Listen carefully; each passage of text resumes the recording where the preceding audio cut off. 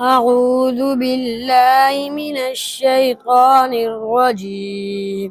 بسم الله الرحمن الرحيم. واذكر عبادنا إبراهيم وإسحاق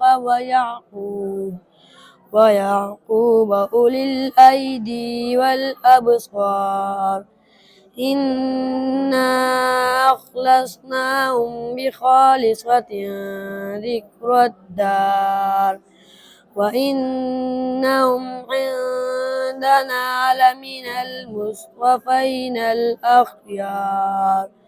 واذكر إسماعيل واليسع وذا الكفل وكل من الأخيار. هذا ذكر وإن للمتقين لحسن مآب. صدق الله العظيم.